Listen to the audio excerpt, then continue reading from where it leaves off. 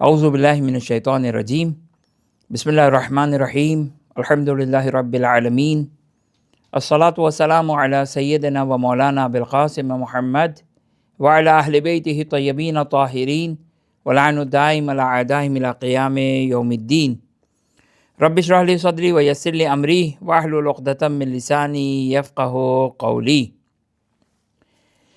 شیخ عباس قمی کتاب مفاد الجنان میں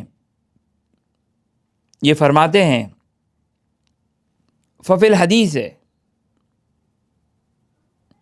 پہلے فرماتے ہیں فانتبہ فیہ لنفسک وتبصر کیف تقضی فیہ لیلک و نہارک، کہ متوجہ ہو جاؤ، آگاہ ہو جاؤ کہ اپنے نفس کے بارے میں اور کس طرح تم دن و رات کو گزارتے ہو، کیف تصون جوارحک، کس طرح اپنے اعضاء و جوارح کو گناہوں سے بچاتے ہو، وَأَعْضَاءَكَ مِنْ مَعَاصِي رَبِّكَ، اپنے رب کی معصیت سے کیسے اپنے اعضاء و جوارح کو بچاتے ہو، وَإِيَّاكَ أَن تَكُونَ فِي لَيْلَتِكَ مِنْ نَائِمِينَ وَفِي النِّهَارِ مِنَ الْغَافِلِينَ عَن ذِكْرِ رَبِّكَ، کہ ہرگز بہرگز ایسا نہ ہو کہ تم راتوں کو سوتے رہ جاؤ، دن میں خدا کے ذکر سے غافل رہ جاؤ۔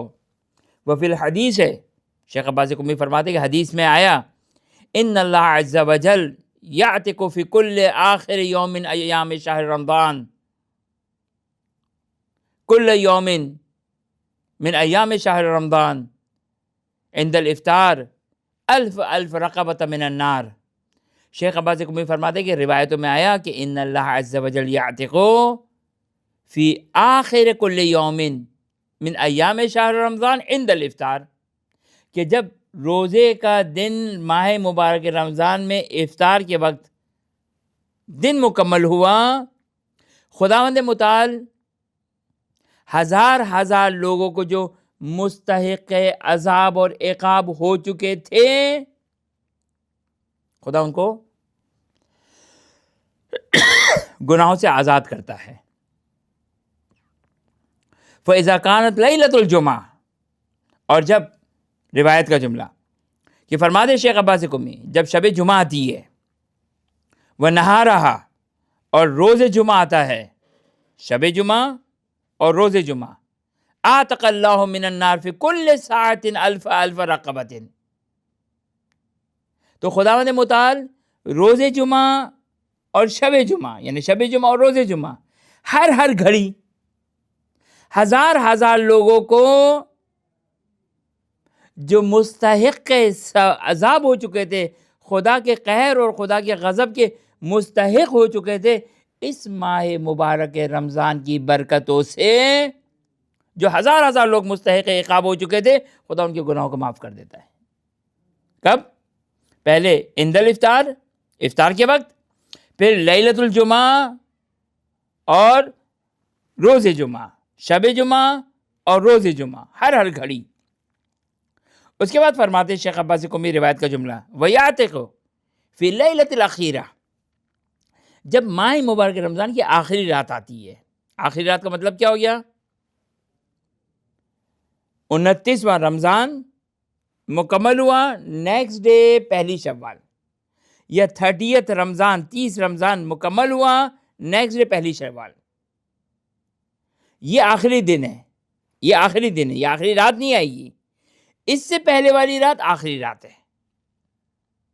فرماتے ہیں وَيَعْتِقُ فِي اللَّيْلَةِ الْأَخِيرَةِ، جو بھی آخری رات ہے، یا شب 29 ہوگی یا شب 30 ہوگی، من الشہر وَنَّهَارِهَا، رات اور دن، آخری جو ہے، چاہے شب 29 کا دن، چاہے شب 30 آخری ہے اور 30 آخری دن ہے یا 29 ہے، صحیح؟ تو آخری جب آتی ہے دن و رات، تو خداوند متعال پورے ماہ مبارک میں، اب آپ کاؤنٹ کر لیں، کیا کاؤنٹ کریں؟ ہر افطار کے وقت ہزار لوگوں کو جو گنہگار تھے اس وقت خدا نے معاف کیا۔ شب جمعہ کتنی آئی ماہ مبارک رمضان میں، روزے کے کتنے جمعے کے دن آئے، کتنے خدا نے بخشے ہیں نہیں معلوم ہے، لیکن یہ معلوم ہے کہ بہت سو کو جو مستحق عذاب تھے انہوں نے بھی ان کو خدا متعال نے بخش دیا. جب آخری دن اور آخری دن اور آخری رات آتی ہے تو پورا جو آپ کے پاس ماہ مبارک رمضان کا اکاؤنٹ ہے، عدد ہے، جتنے پورے ماہ مبارک رمضان میں بخشا، اب خدا متعال نے کہا کہ بھائی سیل کا آج آخری دن ہے، آج سیل لگی تھی پورے ماہ مبارک رمضان میں، آج آخری دن ہے، اب لے جاؤ، مغفرت لے جاؤ، میری رحمتوں کو لے لو، برکتیں لے لو. لیکن ظاہر اس کو ملے گی جو متوجہ ہو، جو اپنے آپ کو آمادہ و تیار رکھتا ہے ان برکتوں کو لینے کی. کم از کم ایسا ہوتا ہے نا بھائی، ہم مہنگی چیز نہیں خرید سکتے ہیں، سیل لگا دی، سیل بھی جو کہ ہمارے وارے میں نہیں آ رہی ہے، کہ اچھا اب ہم جو کو اس سے زیادہ تم کو ڈسکاؤنٹ دے رہے ہیں، اس سے زیادہ ڈسکاؤنٹ دے رہے ہیں، اگرچہ یہ وہ سیل کی طرح نہیں ہے، اس میں آپ کو کچھ خرچ نہیں کرنا ہے. اسی لیے وہ روایت کا جملہ کہ ان الشقی فی ھذا الشہر، کہ اس مہینے میں بدبخت ترین شخص کون ہے؟ بدبخت ترین شخص وہ ہے جو ماہ مبارک رمضان میں اپنے گناہوں کی مغفرت نہیں کروا سکا. اس سے زیادہ بدبخت بدقسمت انسان کون ہوگا؟ اس سے زیادہ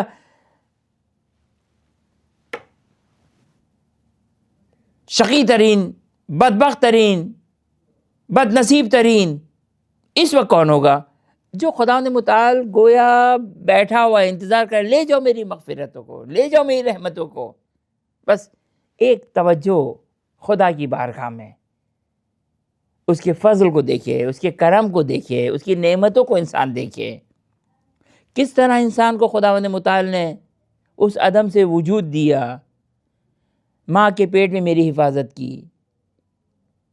وہ دعائے رجبیہ کا جملہ اور دوسری دعاؤں میں بھی آتا ہے کہ خدایا تو اس کو عطا کرتا ہے جو تجھ سے مانگتا ہے، خدا تو اس کو بھی عطا کرتا ہے جو تجھ سے نہیں مانگتا ہے.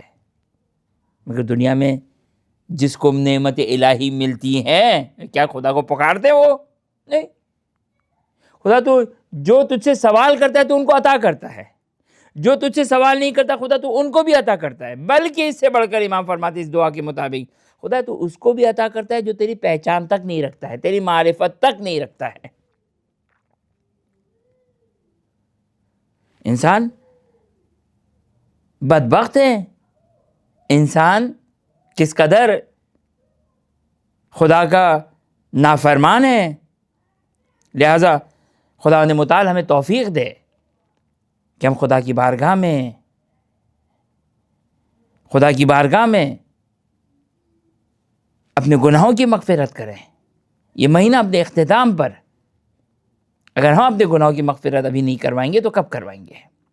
ہماری گفتگو مسائل فقہ میں زکوٰۃ فطرہ کے ذیل میں چل رہی تھی، اور یہاں پر آپ کی خدمت میں یہ مسئلہ بہت زیادہ مومنین پوچھتے ہیں، خاص طور پر جو باہر ملک میں زندگی گزارتے ہیں اور وہ یہ چاہتے ہیں کہ پاکستان، ہندوستان میں اپنا زکوٰۃ فطرہ بھجوائیں. یورپ میں رہتے ہیں، امریکہ میں رہتے ہیں، GCC کے کسی کنٹری میں رہتے ہیں، باہر رہتے ہیں، چاہتے ہیں کہ اپنے رشتہ دار کو مثال کے طور پر، یا پاکستان میں جو فقراء ہیں، فقیر ہیں، غریب ہیں، ان کو اپنا فطرہ بھجوائیں. تو کس طرح بھجوائیں؟ 2-3 مشکل ہیں یہاں پر. ایک بات جو سب سے امپورٹنٹ ہے وہ پہلے مسئلہ سن لیں. فطرہ، یہ جو فطرہ آپ نے نکالا، مثال کے طور پر 500 روپے، یا جہاں پر آپ ہیں وہاں کے حساب سے جو آپ نے فطرہ نکالا، یہ جو فطرہ الگ کیا، یہ فطرہ انچینجیبل ہے. اس کو آپ نوٹ کو تبدیل نہیں کر سکتے ہیں، نوٹ تبدیل نہیں کر سکتے ہیں. لہذا یہاں پر آپ کی ایک بڑی مشکل کریٹ ہوتی ہے، مشکل ایجاد ہو جاتی ہے کہ آپ فطرہ نکالا، آپ کے ہاتھ بند ہو گئے، اب بے عین ہی آپ کو یہی پہنچانا ہے. لہذا ایک مشکل آتی ہے. حل کیا ہے اس کا؟ کیونکہ آپ جب اکاؤنٹ کے تھرو دیں گے تو آپ یہ پیسہ نہیں پہنچائیں گے. آپ جب بینک کو دے رہے ہیں تو بینک کو دینے کا مطلب آپ نے اس پیسے کو ضائع کر دیا. وہ ایکویولنٹ آپ کو پاکستان میں دے دیں گے لیکن یہ پیسہ نہیں پہنچے گا. یہ الاؤڈ نہیں ہے کیونکہ یہی نوٹ جانا چاہیے. لہذا اس کے دو تین طریقے ہیں. اچھا, دوسری مشکل کیا آتی ہے؟ تاخیر. آپ زیادہ ڈیلے نہیں کر سکتے ہیں, زیادہ تاخیر نہیں کر سکتے ہیں. یہ دو پرابلم. اب اس کے کچھ طریقے ہیں کہ آپ اپنے ملک میں, اپنے شہر میں دینا چاہتے ہیں اور یہ پرابلم بھی آپ کے لیے نہ بنے تو کیا کریں؟ اس کا ایک طریقہ, آپ اپنے گھر والوں کو فون کر کے, واٹس ایپ پہ میسج کر کے گھر والوں کو, دوست کو, XYZ کسی کو یہ کہہ دیں کہ آپ ہمارا فطرہ وہاں نکال دیں. آپ ہمارا فطرہ نکال کے دے دیں. جہاں آپ اپنا فطرہ دیں گے وہاں پہ ہمارا بھی فطرہ دے دیں. مثال کے طور پر آپ کا فطرہ بنتا ہے مثلا سارے فیملی ممبرز بنا کر 2000 روپے. 2000 روپے جتنا فطرہ بنتا ہے اتنا ہی دینا ہے. احتیاط نہیں ہے اس میں احتیاط خلاف احتیاط ہے. لہٰذا آپ کو ریٹ معلوم ہونا چاہیے کہ آٹا اتنے کا ہے, اتنی ہی قیمت آپ کو نکالنی ہوگی, اس سے زیادہ نہ نکالیں. نہ اس سے کم تو سوال ہی نہیں ہے, اس سے زیادہ بھی نہیں. کم از کم نوٹ جو ہے وہ اس کے ساتھ آپ مکس کر کے دے دیں, ایک الگ مسئلہ ہے. لیکن جو فطرے کو قرار دے رہے ہیں وہ آپ کا عدد جو کو محفوظ وہی ہونا چاہیے جو ریٹ چل رہا ہے. جو ریٹ ہے وہ اس کے ساتھ آپ اٹیچ کر دیں, وہ مسئلہ نہیں ہے. لیکن جو فطرے کے نام سے الگ ہو رہا ہے وہ آپ کا اتنا محدود اتنا ہی ہونا چاہیے. یعنی ایسا نہ ہو کہ 1000 روپے کا آپ نے 500 روپے مثلا فطرہ ہے, آپ نے 1000 کا نوٹ نکال دیا, یہ مشکل ہو جائے گی. ہاں, 1000 روپے فطرہ تھا, آپ نے 1000 روپے فطرہ بھی نکالا, اس کے ساتھ ایک اور 1000 روپے بھی رکھ دیا, 2000 رکھ دیے, 3000 رکھ دیے, 4000 رکھ دیے, وہ مسئلہ نہیں ہے. لہٰذا ایک طریقہ کیا ہو گیا, آپ اپنے گھر والوں کو, اپنے دوستوں کو کہیں کہ بھائی آپ جس کو فطرہ دے رہے ہیں ہمارا فطرہ بھی دے دینا. اب آپ نہیں چاہتے کہ اس کی کوئی احسان لیں, ظاہر اچھا نہیں لگتا ہے, تو اب ان کا ادھار آپ کے اوپر آ گیا. اب وہ جو ادھار ہے وہ فطرہ نہیں ہے. فطرہ تو انہوں نے دے دیا, آپ کا بھی ادا ہو گیا, فطرہ گیا. اب کیا ہے, اب وہ لائبلٹی, وہ ادھار آپ کے دوست کی, آپ کے بھائی کی, آپ کے رشتہ دار کی ہے, وہ آپ ان کو دے دیں. ایک بات. دوسری بات, یہ قانون یاد رکھیے گا, جہاں پر فطرہ نکالا جا رہا ہو وہاں کا ریٹ دیکھا جائے گا. آپ US میں ہیں, UK میں ہیں, یورپ میں ہیں, GCC کسی کنٹری میں ہیں, آپ اپنے بھائی کو کہتے ہیں پاکستان میں, ہندوستان میں, لاہور میں, کراچی میں, بامبے میں, کہیں پر بھی کہ آپ ہمارا فطرہ دے دیں. اب وہ آپ کا فطرہ آپ کے بہاف پہ نکالے گا. ریٹ کہاں کا دیکھے گا؟ آپ اگر US سے, UK سے, GCC سے کہیں سے آپ میسج کر رہے ہیں تو وہاں کا ریٹ نہیں دیکھا جائے گا. ریٹ جہاں پر نکالا جا رہا ہے, جہاں پر الگ کیا جا رہا ہے فطرے کو, وہاں کا ریٹ دیکھا جائے گا. وہاں کا ریٹ, وہاں کی قیمت دیکھی جائے گی. ممکن آپ کے علاقے میں مہنگا ہو آٹا, لیکن جہاں پر دیا جا رہا ہے وہاں کا ریٹ دیکھا جائے گا. لہذا دوسرا ایک طریقہ کیا ہو گیا, ایک طریقہ یہ ہو گیا کہ آپ نے اس کو, اپنے بھائی کو, اپنے رشتہ دار کو کال کر کے بتا دیا. دوسرا طریقہ کیا ہے؟ دوسرا طریقہ ہے کہ فلاں فقیر کو, فلاں غریب کو آپ فطرہ دینا چاہتے ہیں, آپ جانتے ہیں فلاں غریب ہے, ضرورت مند ہے, مجھے اس کو دینا ہے. آپ اس کو کال کریں یا میسج کریں. کیا کریں میسج؟ کہ وہ آپ کو پرمیشن دے دیں. کس چیز کی؟ کہ آپ فطرہ نکالیں. آپ نے فطرہ نکال دیا. کہاں پر نکال رہے ہیں؟ یورپ میں, UK میں, US میں, GCC میں, کہیں پر جہاں پہ آپ باہر ہیں. اب کہاں کا ریٹ دیکھنا ہوگا؟ وہیں کا جہاں پہ آپ نکال رہے ہیں, وہیں کا ریٹ دیکھنا ہوگا. آپ نے اس فقیر سے اجازت لے لی. کیا اجازت لی؟ وہ کیا آپ کو اجازت دے گا؟ آپ اسے اجازت لیں گے, پرمیشن لیں گے. کیا؟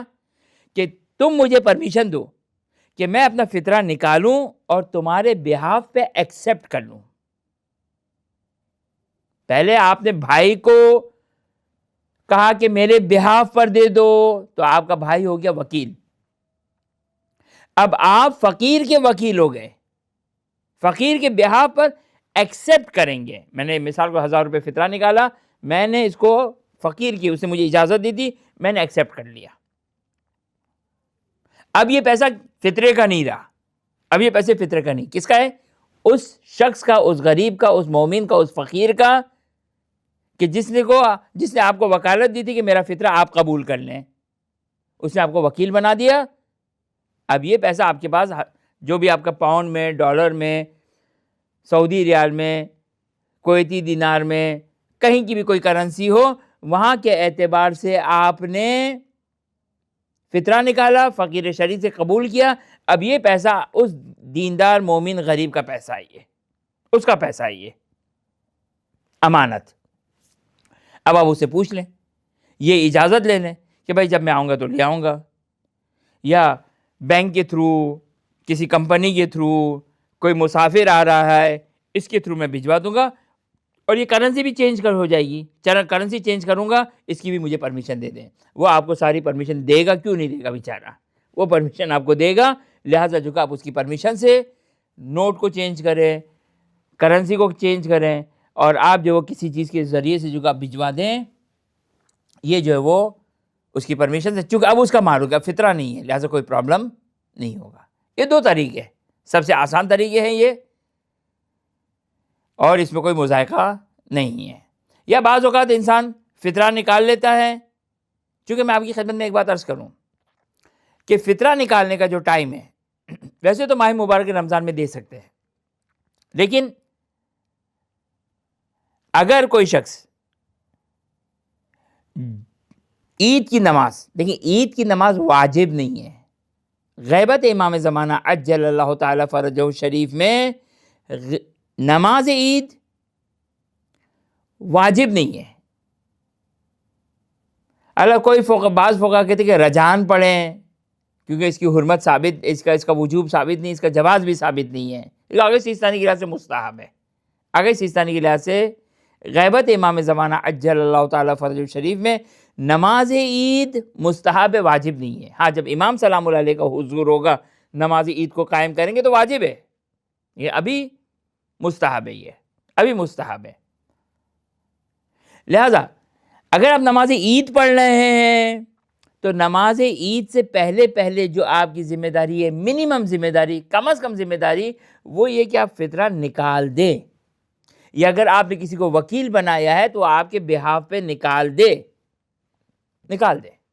اگر آپ نماز عید پر جانا چاہتے ہیں تو آپ نماز پڑھنے سے پہلے، نماز سے پہلے اس فطرے کو نکال دیں.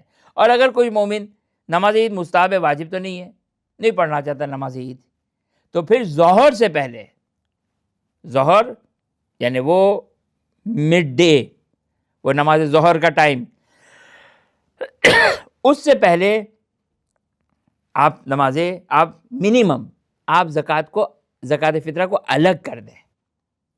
کیونکہ اگر آپ نے نماز عید پہ جانے سے پہلے، نماز ظہر ہونے سے پہلے اگر الگ نہیں کیا، اب فطرے کا ٹائم ختم ہو گیا، قضا ہو گیا، لہذا مشکل ہو جائے گی.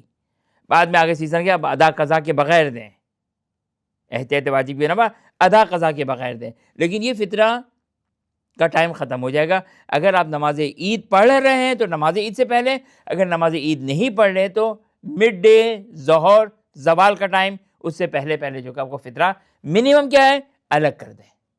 الگ کر دیا، آپ کی فطرے کی ذمہ داری پوری ہو گئی. پھر ایز سون ایز پاسبل آپ جو فقیر شریع کو پہنچا دیں.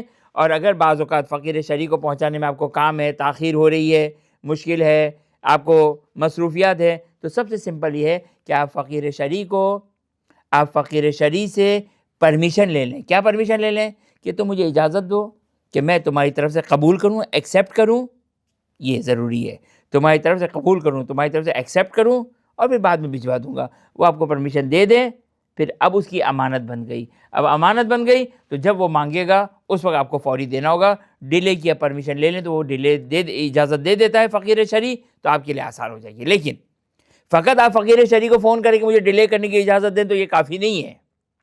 اگر آپ نے فقیر شرعی سے یہ کہا کہ مجھے ڈیلے کرنے کی اجازت دے دو, تاخیر کی اجازت دے دو, فقیر شرعی کہے کہ میں نے آپ کو تاخیر کی اجازت دی, یہ کافی نہیں ہے.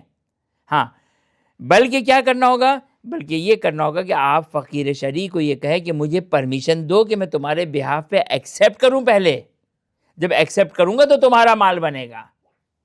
جب تمہارا مال بنے گا ایکسیپٹ کرنے سے, پھر آپ اس سے جو وہ پرمیشن, اجازت جو ہے وہ لے سکتے ہیں.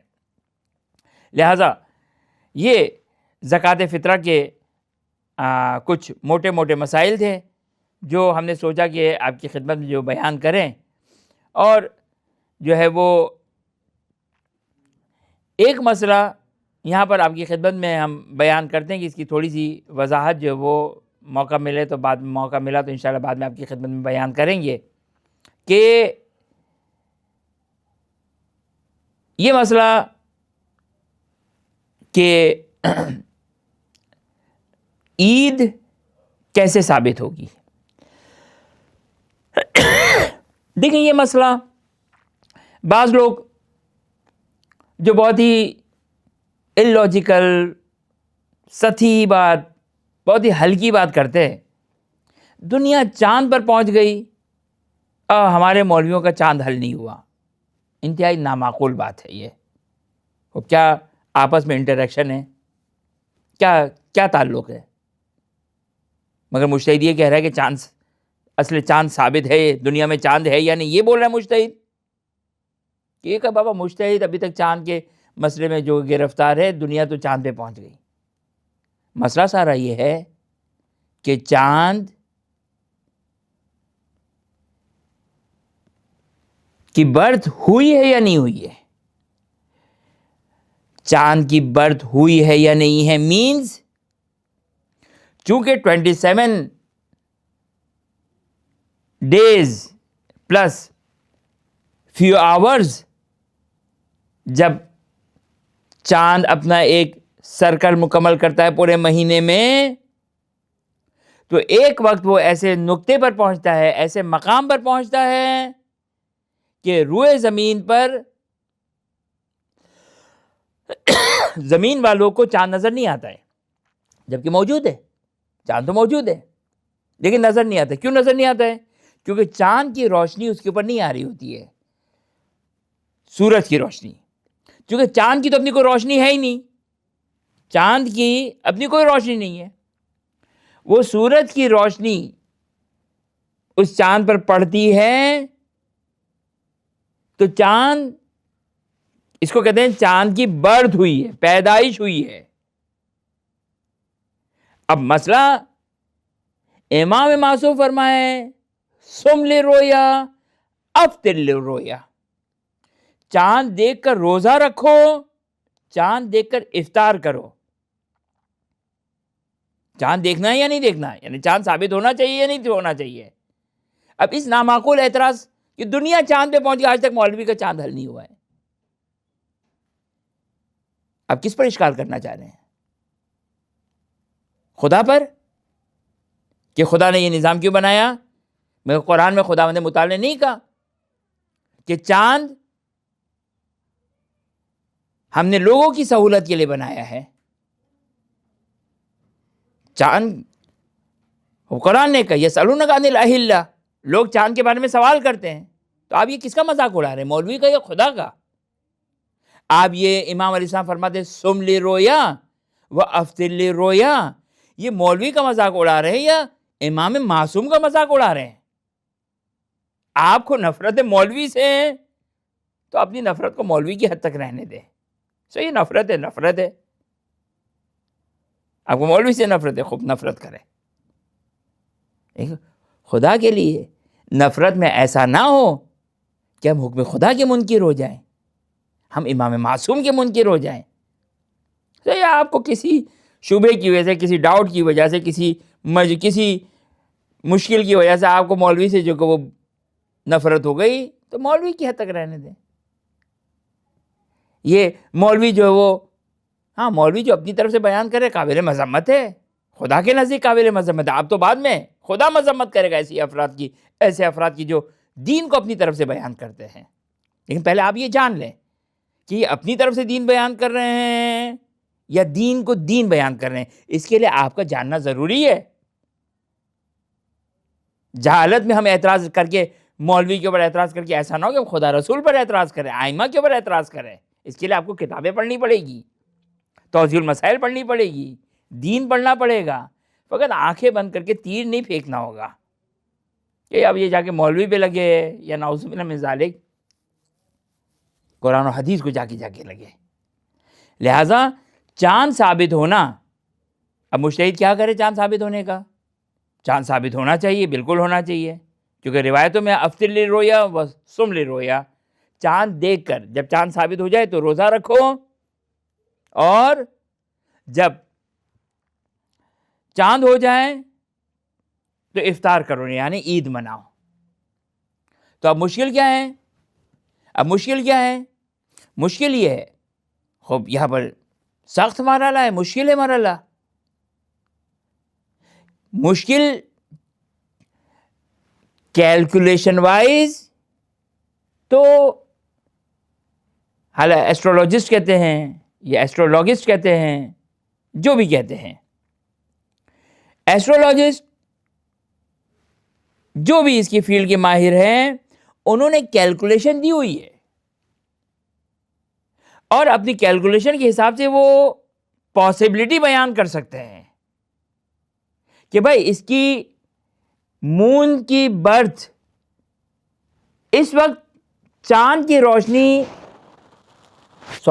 سورج کی روشنی چاند پر پڑنا شروع ہو گئی، لیکن آیا نیکڈ آئی سے، بغیر ٹیلیسکوپ کے، بغیر دوربین کے، زمین سے یہ چاند دکھائی دے گا یا نہیں دے گا؟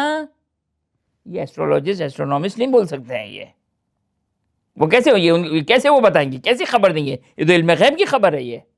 وہ یہ کہیں گے بھائی برتھ ہو گئی ہے. کیونکہ مسئلہ کیا ہوتا ہے؟ مسئلہ ہے کہ چاند کتنی بلندی پر ہے، سورج کو غروب ہوئے کتنا ٹائم گزرا ہے. چونکہ سورج زیادہ جتنا غروب ہوگا تو چاند زیادہ نمایاں ہوگا، کیونکہ رات بنے گی نا تو چاند نمایاں ہوگا. لیکن چاند کی روشنی بھی اتنی زیادہ آ رہی ہے. پھر آپ کا ایٹماسفیئر، اس ماحول میں جو ہے وہ کتنی گرد و غبار ہے، جو ایک نارمل گرد و غبار ہے، ایک نارمل جو ایٹماسفیئر میں جو گرد و غبار ہے، پولوشن جو آپ کہیں یا گرد و غبار کہیں. بعض سٹیز، بعض شہروں کی گرد و غبار، اور بعض شہر قدرتی طور پر جو کہ وہ پولوشن ہے اس کے اندر. قدرتی طور سے مراد یعنی آب و ہوا میں گرد ہے. لہٰذا یہ بہت ساری چیزیں رکاوٹ ہے. یہ ہمارے فقہا کو ان ایسٹرولوجسٹ یا ایسٹرونومی سے کوئی پرابلم نہیں ہے. خود آپ جا کے ان کی کیلکولیشن کو دیکھیے، خود ان میں آپس میں آغا سیستانی فرماتے تھے کہ آغا سیستانی باقاعدہ اس پہ ادارہ ہے آغا سیستانی کا، لیکن اس کے باوجود آغا سیستانی اپنے ادارے پر بیس نہیں کرتے، بلکہ ہر سال آپ دیکھیں نجف میں آغا سیستانی جو ہے وہ آغا سیستانی کی طرف سے جو وہ اعلان ہوتا ہے، باقاعدہ جو ٹیم لائیو فیس بک پہ پروگرام دکھایا جاتا ہے. فیس بک پہ لائیو پروگرام دکھایا جاتا ہے. کیا پروگرام دکھایا جاتا ہے؟ کہ وہ دوربین لگا کے بیٹھیں، پہلے دوربین کے ذریعے سے اس کی لوکیشن کو دیکھیں اور پھر اعلان کرتے ہیں. لہٰذا یہ مسئلہ انشاءاللہ ہم اس کو آگے جا کے انشاءاللہ اس کو ڈسکس کریں گے. وصلی اللہ علی محمد وآلہ الطیبین الطاہرین، وآخر دعوانا ان الحمد للہ رب العالمین.